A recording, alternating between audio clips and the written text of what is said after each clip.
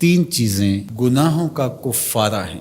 فَإِسْبَاغُ الْوُضُوءِ فِي الصَّبَرَاتِ، جھاڑے میں ٹھنڈے موسم میں پورا وضو کرنا ہے، مکمل اہتمام کے ساتھ وضو کرنا موسم سرما میں، یہ گناہوں کو مٹا ڈالتا ہے۔ اور دوسری چیز ارشاد فرمائی وَإِنْتِظَارُ الصَّلَاةِ بَعْدَ الصَّلَاةِ، ایک نماز کے بعد دوسری نماز کا انتظار کرنے بیٹھ جانا، کہ عصر پڑھ لی اب مغرب پڑھ کے جائیں گے، مغرب پڑھی اب عشاء پڑھ کے جائیں گے، تو ایک نماز کے بعد دوسری نماز کا انتظار۔ حضرت عبداللہ ابن عباس رضی اللہ تعالیٰ عنہ فرماتے ہیں کہ حضور فرماتے ہیں کہ میں نے اپنے رب کی زیارت کی۔ حضرت عبداللہ ابن عباس فرماتے ہیں کہ میرا گمان ہے کہ یہ حضور کسی خواب کی کہانی سنا رہے ہیں۔ تو ارشاد فرمایا کہ جب میں نے اپنے رب کی زیارت کی تو میرے رب نے مجھے کہا کہ یہ فرشتے جو ملائے اعلیٰ میں بحث کر رہے ہیں، یہ کس امر میں گفتگو کر رہے ہیں؟ فرشتے کسی معاملے میں تکرار کر رہے تھے، تو ان کی گفتگو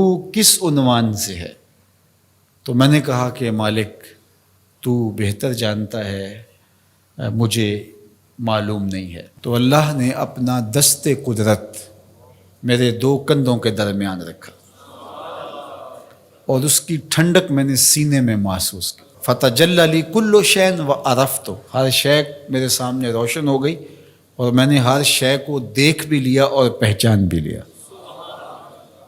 تو پھر میرے رب نے کہا کہ اب بتاؤ، تو ظاہر ہے اس کا دست قدرت میرے دو کندھوں کے درمیان آیا اور ہر شے میرے سامنے آ گئی۔ تو میں نے عرض کی یا اللہ، یہ کفارات اور درجات کے بارے میں آپس میں بحث کر رہے ہیں، اور وہ کفارات کیا ہے؟ المکث فی المساجد بعد الصلاۃ، نماز کے بعد مسجدوں میں رک جانا کہ دوسری نماز پڑھ کے جائیں گے۔ اس پر فرشتے ملائے اعلیٰ میں، عالم بالا میں بیٹھ کے گفتگو کر رہے ہیں۔ اللہ اکبر، یہ کتنا بڑا عمل ہے کہ جس پر فرشتے کہہ رہے ہیں بلے بلے، کیسے وہ لوگ ہیں جو ایک نماز کے بعد دوسری نماز کے لیے رک جاتے ہیں۔ اور ایک حدیث پاک میں آتا ہے صحیح بخاری میں، 7 اشخاص ایسے ہیں قیامت کے دن کڑکتی دھوپ میں جب کوئی سایہ نہیں ہوگا، اللہ انہیں اپنے عرش کا ٹھنڈا سایہ عطا فرمائے۔ ان میں سے ایک وہ آدمی جس کا دل مسجدوں کے ساتھ جڑا ہوا ہے، مسجد کی حاضری اسے بہت پسند ہے۔ دوسرا والمشی علی الاقدام الی الجماعات، جماعات کے لیے، فرض نمازوں کے لیے مسجد کی طرف چل کے پیدل جانا، ہر قدم کے بدلے میں درجے بلند ہوتے اور گناہ معاف ہوتے ہیں۔ اللہ اکبر۔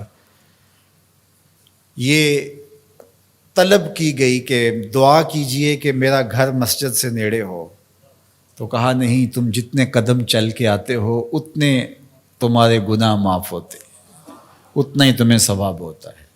تو یہ چل کر کے آنا گناہوں کا کفارہ ہے۔ تیسری چیز ارشاد فرمائی کہ وَإِسْبَاغُ الْوُضُوءِ فِي الْمَكَارِهِ، مشکل صورتحال میں وضو پورا کرنا، اور وہ سردیوں کے اندر مشکل ہوتا ہے کہ پانی بہت ٹھنڈا ہے، تو اس وقت بندہ کہتا ہے چلو ایک دفعہ بھی گزر ہو جائے گی، اگر ایک دفعہ بھی چہرہ دھو لیں گے وضو تو ہو جائے گا، لیکن سنت طریقے سے 3 بار ہی دھونا، اور 3 بار ہی جو ہے وہ پاؤں دھونے، اور 3 بار ہی باقی اعضاء دھونے، تو یہ مشکل ہوگا وضو میں ٹھنڈے پانی سے۔